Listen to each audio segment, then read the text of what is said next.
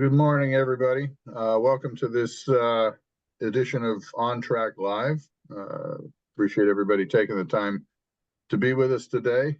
We've got a great speaker lined up. Our last On Track Live session before we go on hiatus in May. We won't do an On Track Live in May because we'll all be together down in San Antonio for the spring and O&M conferences, plus our new Rail Shipper 101 offering that is coming together nicely.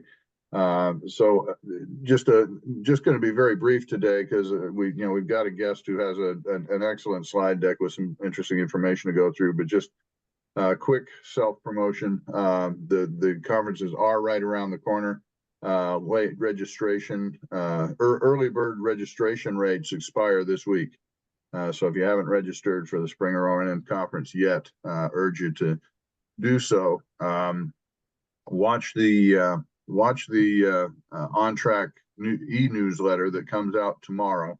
The faculty for the Rail Shipper 101 day-long course has been built out, and it's really impressive. It's an all-star cast of instructors for that new one-day program we put together to give people new to the industry a basic 101 on how to do rail shipper, or serve as a refresher course for veterans who are seeing the changes that are coming with AI and things like that. So very, very robust faculty on the 101. Also pleased to announce that for the spring conference, we're going to be having a special speaker that I've been trying to get for a very long time and has agreed to come talk to us. Andrew Wheeler, former administrator of the U.S. Environmental Protection Agency under the first Trump administration, will be with us. The timing of that is going to be extremely interesting given what happened last week with President Trump issuing 3 executive orders and a proclamation, all aimed at pulling out all the stops to try to support coal and to keep coal plants running. We'll also have a very, I won't spend a lot of time on that here today and take away from our guests, but we also will have a very detailed rundown of those most recent actions by President Trump in the On Track tomorrow. So watch your email. With that, I would like to, let's just jump right in. I'll keep the chat box open. If you have questions as we go along, type them in there. I'll kind of collect them. Also remember that we record all of these sessions, and past sessions of these are accessible online on the members only section of the NCTA website. And we find a lot of people are accessing them there, using them more like a podcast to listen to them on their own schedules. So today's guest, pleased to have him with us. Dan Keene is Vice President of Policy Analysis with the Association of American Railroads. Among other duties, Dan's responsible for producing background papers and testimony on various freight railroad economic and policy issues. He compiles and analyzes data on rail traffic, financial and operational matters. He's responsible for Rail Time Indicators, a quarterly publication that combines rail traffic data with current economic information. Dan's been with AAR since 1993. And he's a graduate of Dartmouth College and Johns Hopkins University. And with all of the things that are going on now with tariffs and the economy and the changing in energy, including coal, all those patterns, Dan's got his handful on trying to analyze how all those pieces of the puzzle stick together. So without further ado, Dan, let me turn the time over to you for a presentation. We're excited to hear what you have to say. John, thank you very much. It's a pleasure to be here. Some of you may or may not know, here at the AAR, we had the pleasure a few weeks back of hearing John talk. And as I was mentioning to him and Linda earlier, I kind of hesitate to speak to you all today because I have a feeling that many of you know a whole lot more about this stuff than I do. I thought I knew a little bit about coal, but you all are the real experts. So hopefully I won't say anything that you think is incorrect. If I do, please speak up. I'm happy to be corrected, happy to hear your thoughts. I am part of policy and economics. We do a whole lot of different things, data collection and dissemination and so on. It's the rail industry is, I have been here for a long time, and I've been here for a long time, not just for inertia, not just because of inertia, but I do believe in the value that the industry brings to the economy, to our quality of life and all that. So it's a pleasure to be part of the industry, and it's again, pleasure to speak with all of you today. Just a couple of housekeeping items. I'm not a railroad. I can't help you. If you have any problems with it, with one of the railroads serving you, I can't help you with that. Opinions that I might express today are my own, not necessarily those of the AER or the AAR members. Okay, so let's move on. Some of you may or may not seen a map of the North American network. And that's what it looks like if you're way up in the sky and you have really good eyes. In the west, of course, it's UP and BNSF predominantly. In the east, CSX and Norfolk Southern predominantly. In the middle of the country, things get all jumbled up. And of course, up north, you have CN and CPKC, and down south, we have GMXT and CPKC. In the United States, it's about 140,000 miles, a little bit less than that of freight rail mileage. In Canada and Mexico, it's another 40,000 miles, about 180,000 miles altogether. It's fully integrated. So you have customs, yes, but the operational practices, the equipment, all that, it's the same nationwide, continent-wide, I should say. So it really does make sense to talk about the North American freight rail industry. That said, there's also the US freight rail industry that summarizes that. 6 Class 1 railroads, BNSF, UP, CSX, NS, CPKC, and CN. CPKC and CN have their own US operations, which classify as Class 1s. Class 1s are about 91,000 miles, route miles. Non-Class 1s, there's about 600, changes a little bit from year to year, roughly 620. Now, when it comes to coal, there are some non-Class 1 railroads which carry coal, but the vast majority of it could be carried by the big guys, the Class 1 railroads. Altogether, the industry is about an $84 billion industry, depending on the year. And as you can see by this table, the vast majority of that is going to be the Class 1s, something on the order of 95, 96%. Just a few quick, fast facts on the US industry. Again, 6 Class 1s, more than 620 non-Class 1s, 135, 136,000 route miles in the US, 28,000 locomotives, 1.6 million rail cars in the North American fleet. A rail car can literally be in Canada 1 week and in Kansas 2 weeks later, and potentially even down in Mexico 3 weeks after that. So 1.6 million rail cars for the North American industry. US railroads consume well over 3 billion gallons of diesel fuel each year. There's among the largest diesel fuel consumers in the country. About 140,000 employees, give or take. And in a given year, in a typical year, something like 27 million carloads and intermodal units shipped. So it's a big industry operating in every state except Hawaii. Okay, so what about coal? You probably all know coal was first mined commercially in the US, I believe around 1750 or so, somewhere near Virginia, Richmond, Virginia. And that expanded, 1820s, 1830s. Again, some of you might know the history of coal better than I can. At the very beginning, this picture on this slide is a lithograph. I believe it is 1810 or so in England, when you didn't have locomotives at that point, but you did have something that you would all recognize as being sort of like a train, horse-drawn or mule-drawn. And in fact, this is how it started in the US as well. I believe, 1826, 1827, up in Pennsylvania, something very similar to this, if my understanding is correct. And the first railroad as we know it today, as we know them today. Baltimore, Ohio was about 1830. And from the very beginning of the rail industry, coal was part of it. So the coal industry and the rail industry really did grow up together.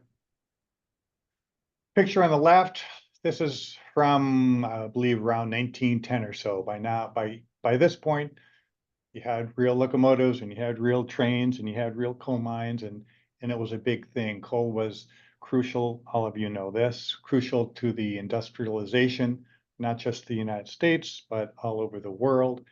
Of course, back then, one of the major consumers of coal, locomotives themselves.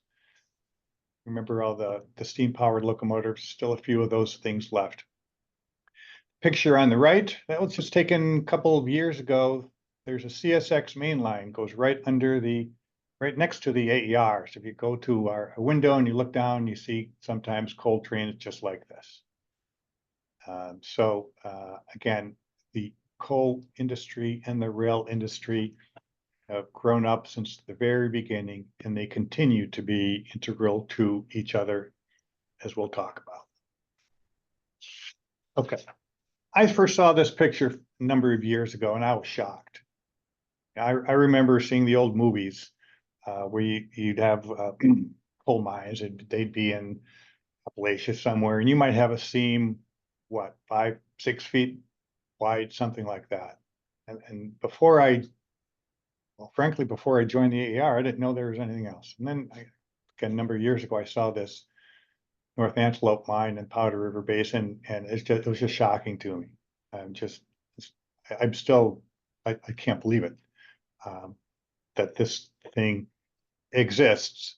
But for a long time, well, this has obviously been there for millions of years, right? And it kind of wasn't very useful for most of that time.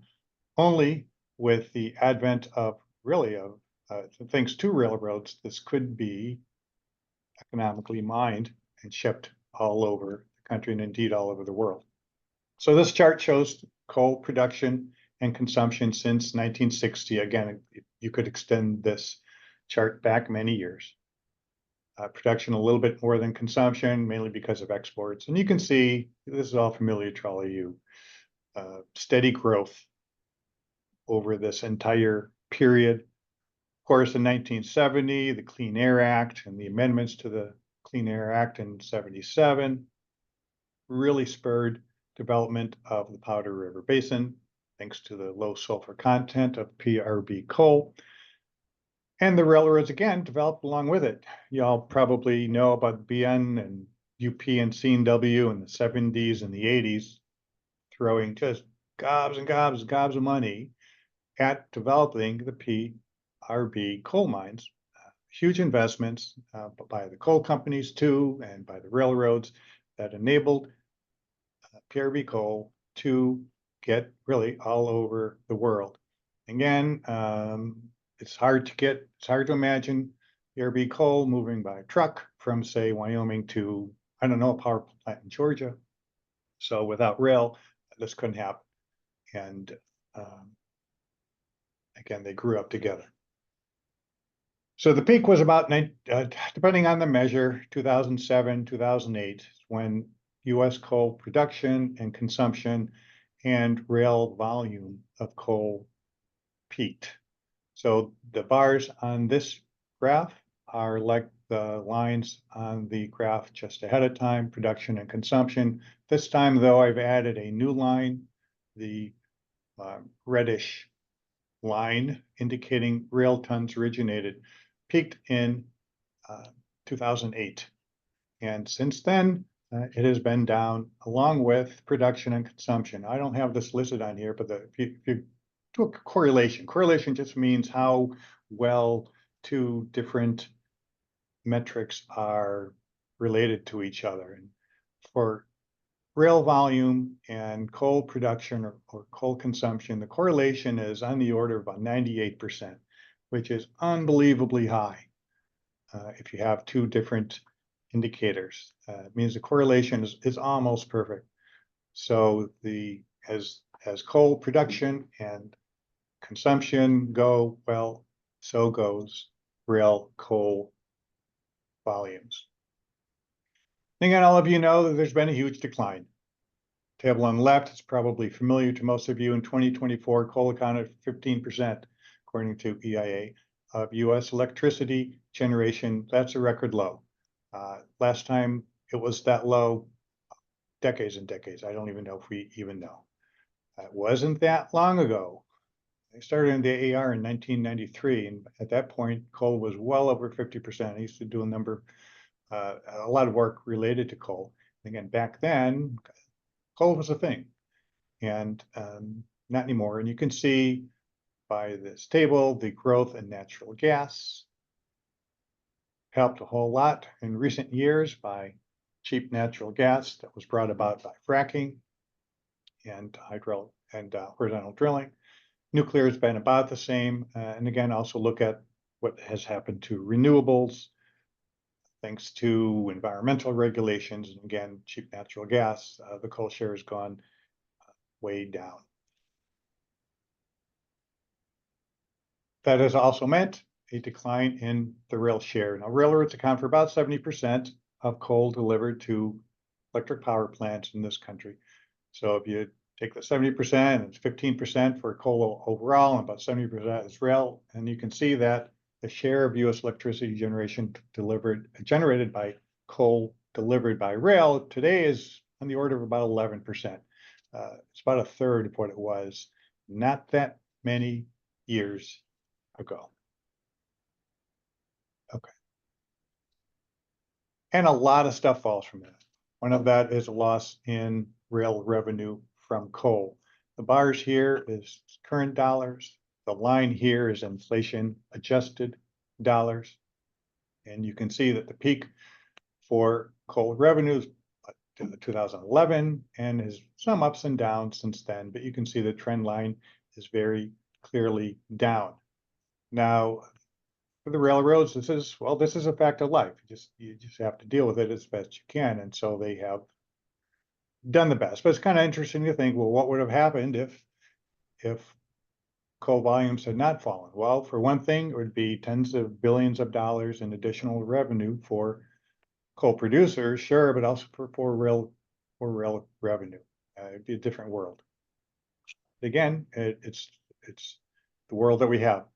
And in 2024, Class 1 railroads earned about, I believe, $3.7 billion. I have another slide in a second. $3.7 billion? No, a little bit more than that. 3.7 million carloads of coal. Rail revenue from key commodities, again, used to be coal up on top. If you look all the way to the far right, 2024, coal is now behind intermodal. It's behind chemicals, well behind chemicals, and it's very close to the revenue associated with rail shipments of motor vehicles, of food products, and farm products. So in other words, it's still a really big deal. Don't get me wrong, coal is still it remains a very important book of business for the rail industry. But it's now more like one of a bunch as opposed to the top dog. Okay, that makes sense. Intermodal is by far the largest single source of revenue for US railroads today. It's on the order of about 24-25%, depending on the year. And coal is down to the low double-digit range. A big change over the last 10, 12 years. And we'll say, I'll talk about the future in a little bit, but intermodal is very clearly one of the great hopes, if you will, for the industry. There's a lot of potential for intermodal. Again, not to discount coal, we do think that coal is going to be around for quite a while longer as well. Okay, so this shows Class 1 revenue by major commodity in 2024. Again, there's coal, about 10%, a little more than $8 billion. You can see that's about the same as farm products and food products. Intermodal is the slice on the bottom. That's only part of intermodal because intermodal is also, some intermodal is included in some of these individual categories. chemicals up there, about 17% of rail revenue. Railroads move just about everything. And they have their fingers in lots of pies here, and coal is one of many categories that remain very important to the rail industry. Okay, so where do they come from? This chart has data from the Energy Information Administration on originations of rail shipments. Wyoming's more than 2/3 of rail shipments. That probably is not much of a surprise to all of you. You remember that picture earlier on about showing the Powder River Basin mine. And again, you know all of this more than I do about how the operations out there and how it's just set up for huge efficiency and quadruple track in some places, and all the investments from the various coal mines and the railroads themselves and others. In Wyoming, about 68%. Again, it's hard to imagine trucks being used to move coal from, say, Wyoming to someplace else. No, that's not to say that the railroads don't face competitive constraints for their coal traffic, because they do. You simply need to look at what's happened to the coal share to understand that. But a lot of rail coal originates in many other states too. I apologize, some of the boxes on the right got cut off on the screen, but you can see Pennsylvania is about 4%, Indiana 5%, Kentucky, and so on. So there is a variety, even if it is mostly at this point Wyoming and PRB coal. Here's the same thing for termination states for rail shipments of coal. It was a little bit of a surprise to me earlier when I saw that, looked at the numbers. I hadn't seen them in a little bit. In 2023, there were 42 states that received coal by rail. The ones listed on here are most of them. There's again, apologize, something got cut off. The pie slice just above Texas as the other category, about 17 different states adding together to get that. So again, there are a number of states which originate coal, but far more terminate coal, and that can happen because the rail industry, well, because it's everywhere, moves all over the place throughout the country. Okay. What about individual railroads to carry it? This shows carloads carried for the last few years. BNSF is up on top by a considerable amount, and CSX and UP and Norfolk Southern today carry roughly the same amount of coal, and then down below them a little bit, CN and CPKC. Coal is important to all of the railroads for sure, even if it is a bit more important in terms of percentages for some than others. And looking at this, you can see the decline, and just look at BNSF, for example. They have seen a decline like the other carriers as well. Okay. So I mentioned before the impact that the loss of coal business has had on rail revenue. And it has also had a very large impact on rail employment as well. And that's what this chart tries to show. So the left-hand scale is coal carloads the last 8 years, and the right hand, I'm sorry, the blue line referring to the left-hand axis. Now, let me start over. The red line referring to the left-hand axis is coal carloads in millions. Okay, and you can see it's declined over the last 8 years. The blue line referring to the right axis is total rail industry employment, in this case, class 1. And you can see there's a very close correlation. So everything else being equal, the loss of coal volumes has meant a loss of thousands of rail industry jobs, in addition to the rail industry revenue losses And of course, losses in, be interesting to see what coal mining employment was. If you put it to this, I suspect you'd see something similar, you'd see a decline. So a lot of manifestations throughout the industry and frankly throughout the economy due to the decline in coal. Okay, so what happens if you exclude coal? You know, what's the rest of the rail industry doing? So the chart on left is coal car loads. It's just bar version of the line we just showed for coal car loads. And the one on the right is everything except coal. If you took coal out. And you can see in the chart on the right that there's actually, yes, you have some variation from one year to the next. But since, at least on the years showing on this chart, the trend line for carloads is carloads and units. It's units excluding coal is actually trending a little bit higher. Again, there's a whole lot more to the rail industry than just coal. Here's another way to look at it. This is tonnage as opposed to unit volume. And you'll see the decline since 2006 in coal. And the blue line on top is everything except coal. Again, it is not showing the same downward movement that coal is. And this is another way to look at the units. Again, everything except coal on the top, coal on the bottom, and you can see that there's a significant difference. Okay.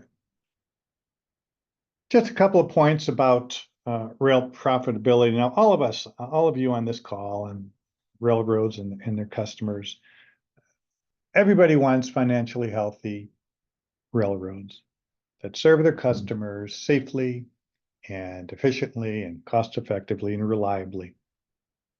How to get there is the big question. I know in the past, John, you know this, and there have been times when the NCTA and the AAR have not seen eye to eye on things, and maybe that continues and maybe not.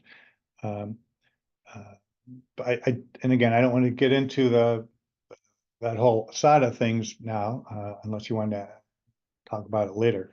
I just do think it's important just to make sure that people understand, people put things in perspective. So yes, it is absolutely true. You hear this in Capitol Hill sometimes, here in Washington. Railroads are just making incredibly extraordinary profits. And it is absolutely true that the railroads have improved in their financial picture over the last 10 or 20 years. No question, one way to measure that is net income. And that's what this chart shows. You can see it has definitely over the last 10 years trended higher, both in current dollar non-inflation adjusted terms and in inflation adjusted terms. So they are doing better, no question about that.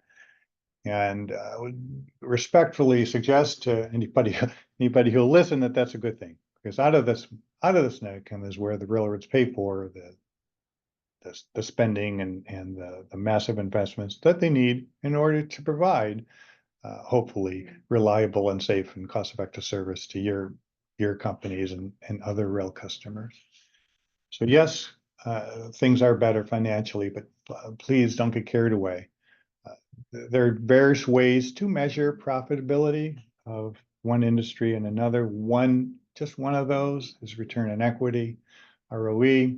This chart shows class ones versus the Fortune 500 median. You know, median is right in the middle there. It's not like the best, not like the worst. It's kind of in the middle. And you can see by this chart, the median, generally speaking, a Fortune 500 median is still usually higher than that than the railroads. So even when railroads are doing much, much better, it's hard. Again, I say this with all respect. It's hard to, for me personally, to agree that the rail earnings are extraordinary.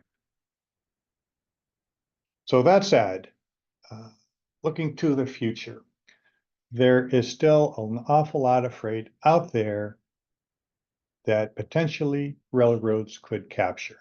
Okay, Understanding that in the case of coal, okay, the available business, if you will, for coal will depend on things like, well, depend hugely on the amount of coal that's consumed in this country, produced in this country, shipped abroad in this country. I think I don't have a slide here on exports, but I believe in 2024, exports accounted for something like 20% of US coal production. Somebody can correct me if I'm wrong, which again, my understanding is a record high.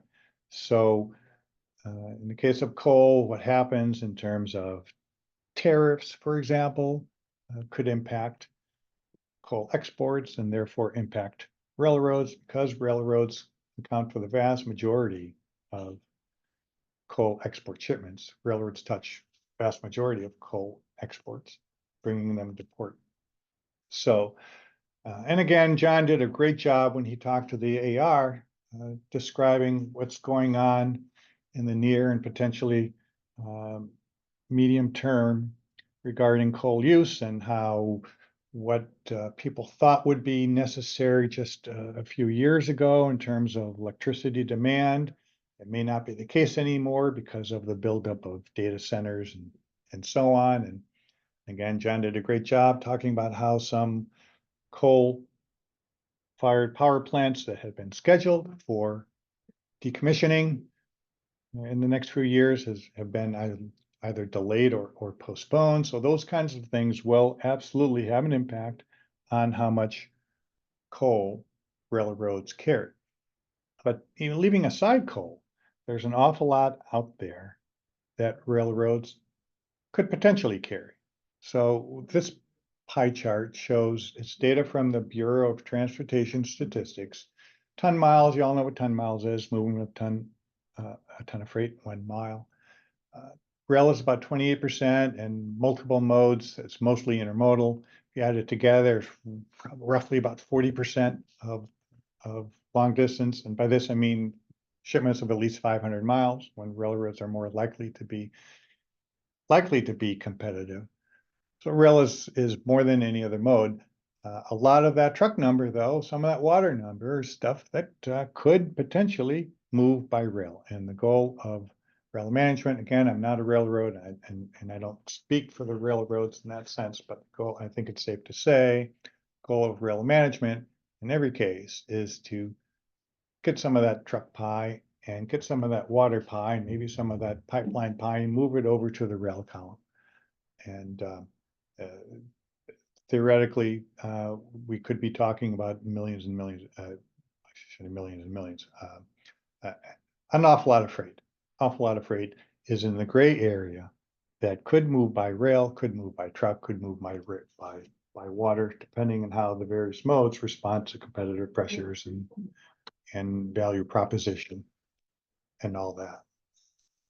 Now, for the railroads and other freight transportation providers, they do care what's going on in the overall economy, but they care even more so on what's going on in the goods-related economy. So just a simple example, some of you may have daughters who went to see Taylor Swift, and when people go see Taylor Swift, well, that doesn't help the railroads very much.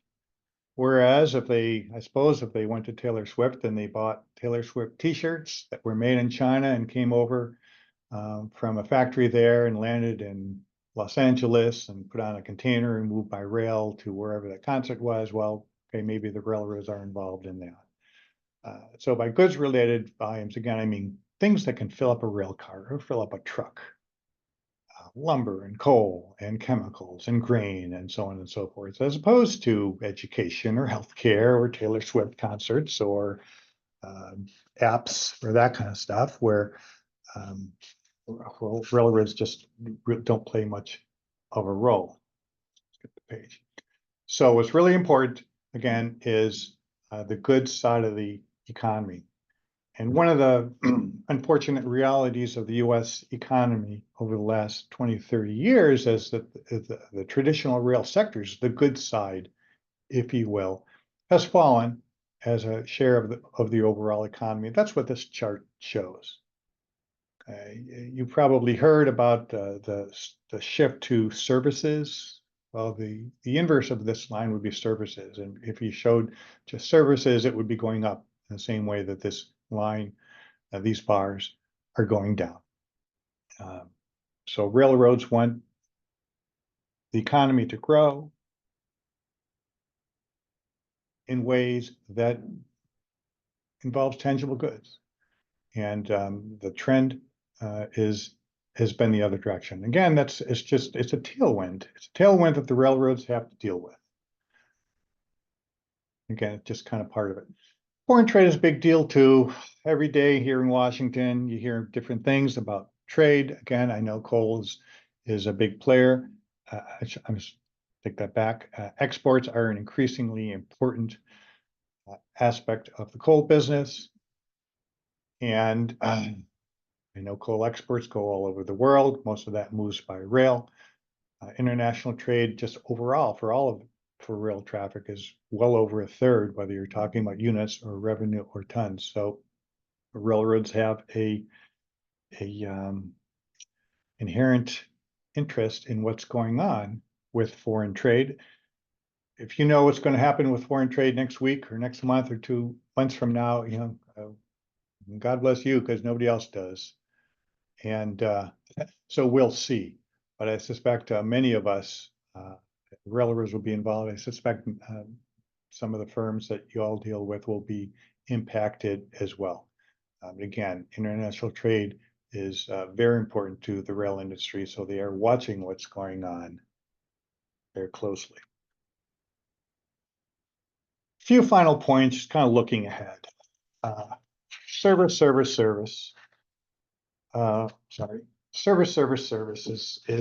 a big deal. I know you hear that from your railroad partners, and I hope they mean it. I think they do.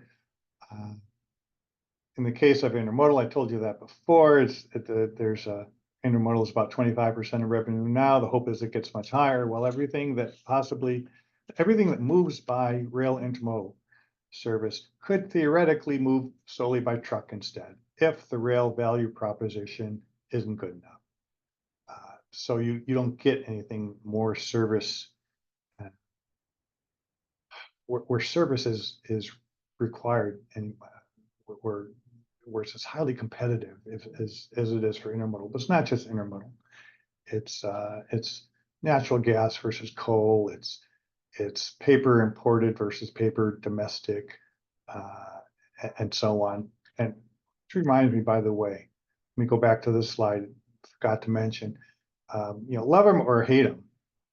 And I suspect there's some of both camps and those listening to this call. The goal of the administration is to reverse this chart. Okay, they want more manufacturing, more construction, more oil and gas extraction, and so on taking place in this country. Will that happen? Again, we'll see.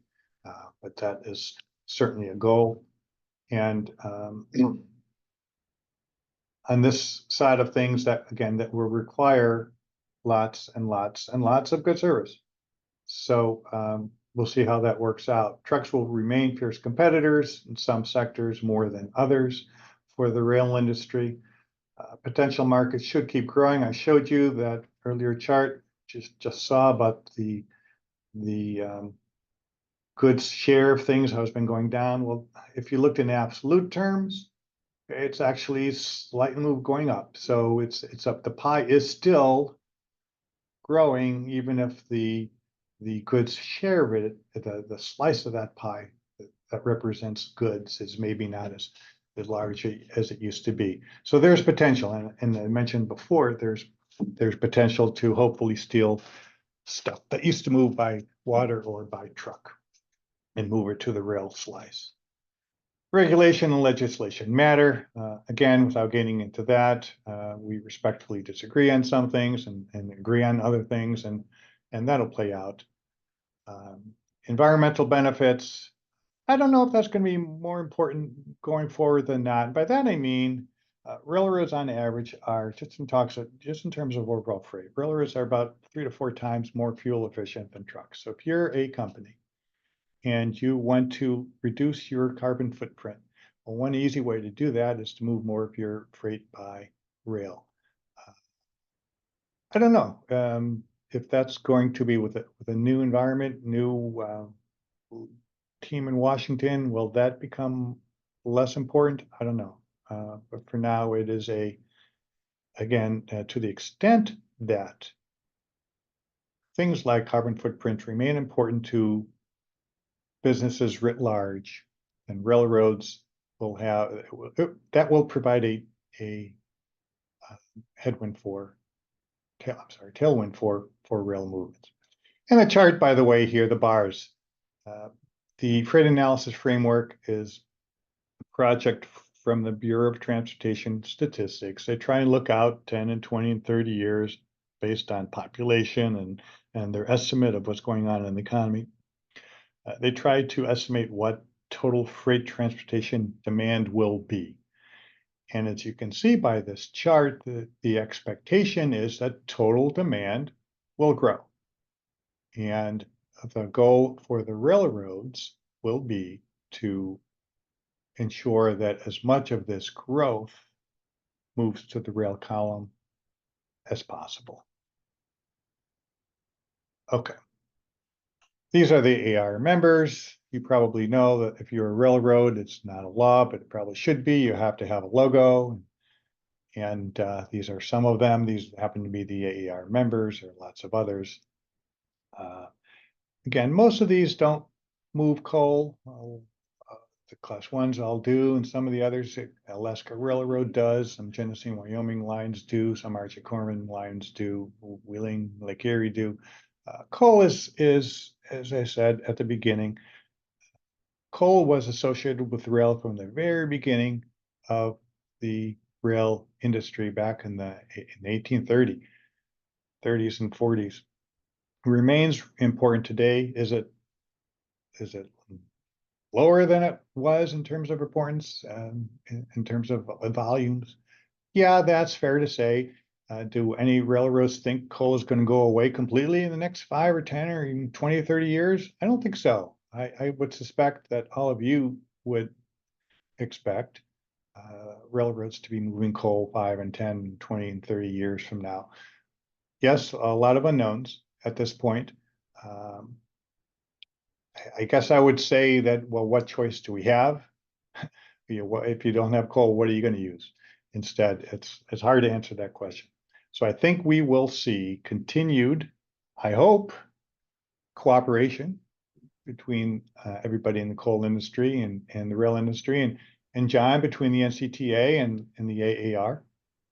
And if there's anything that I can do in the Policy and Economics Department at the AAR, please feel free to reach out. I'll do what I can. Be happy to, if you want to go through John, or whatever, I'm happy to help out any way that I can.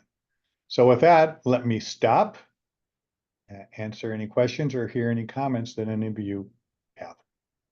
Thank you, Dan. That's a very informative presentation. A lot of data, really helpful. I've already had a couple of requests to see the slides, so that's always an indicator of a presentation that's got meat to it. Really appreciate that, and really appreciate you taking the time to be here to work with us. As Dan mentioned, AAR and NCTA don't always see eye to eye.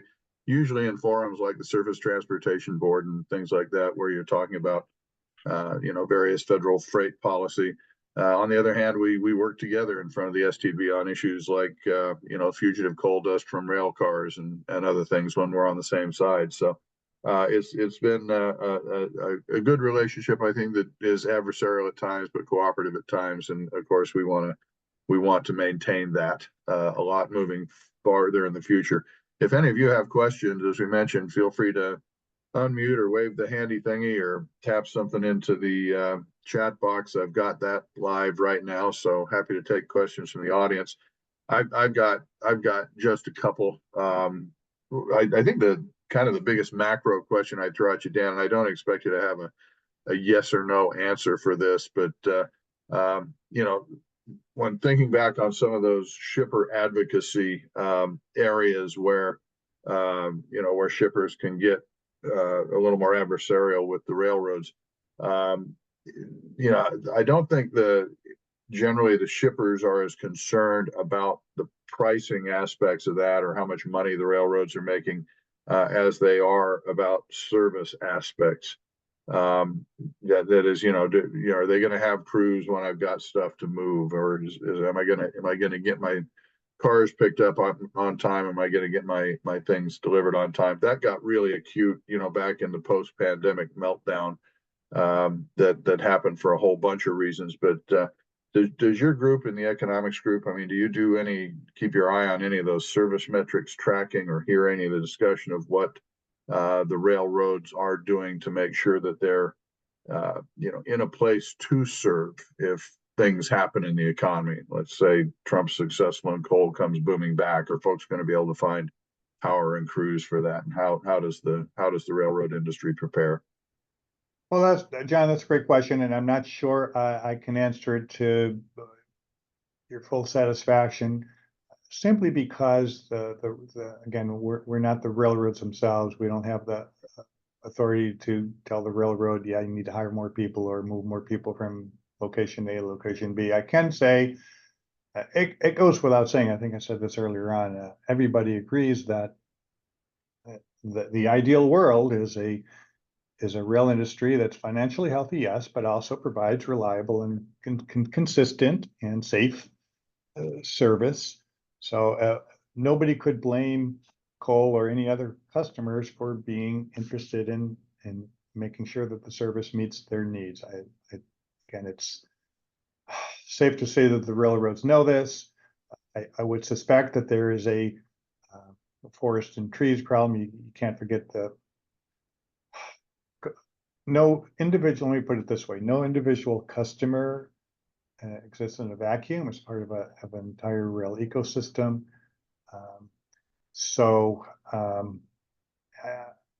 And does P&E actually follow this stuff? Not a whole lot, if I'm being honest with you.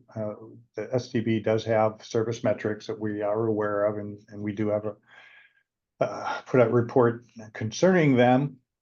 But it is sort of an individual railroad kind of thing, and we can't tell what railroads tell railroads what to do.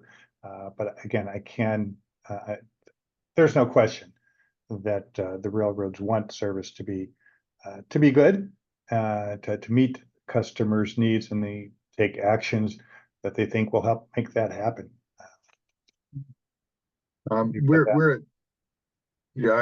It's a good answer, Dan, and I think that's the key thing. That's really what the shippers are after, is a service, and different railroads. I don't think shippers expect things to be perfect all the time either. I think what was most painful about the last meltdown is it happened for all the railroads at the same time. Usually these things happen, one railroad here and one railroad there. And to be fair, I don't disagree with what you're saying, John, at all. To be fair, the entire supply chain was messed up back then. Everything was messed up by then. Am I saying that the railroads are blameless? No. In retrospect, could they have done things differently that would have made things better? Sure. Same thing applies to everybody else in the supply chains. Yeah, exactly.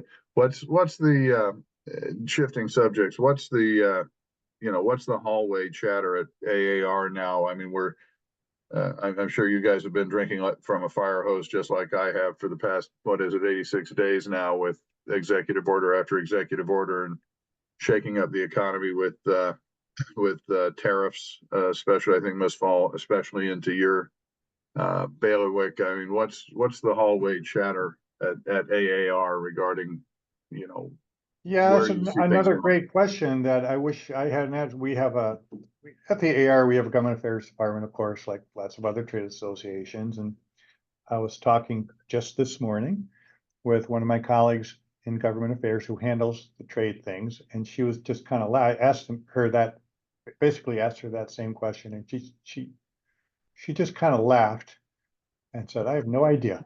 I think I maybe mentioned this in this talk. If you know what's going to happen in a week, for heaven's sakes, much less, or tomorrow. She was saying how she was at a conference. It was motor vehicles conference last week, And she was saying a gentleman from VW was giving a talk. And his talk was all about how over a number of years, Volkswagen had made changes in their distribution patterns and their production lines and moving things to different countries and so on.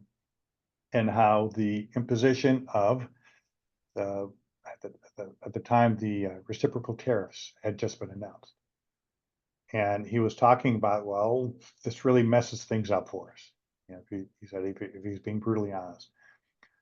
So he finishes his talk, and the next person comes up and says, well, I don't know if you've been checking your phone, but while you were talking, they took away those reciprocal tariffs. And so everything that he had been complaining about was no longer valid because it was a different world just in the space of an hour.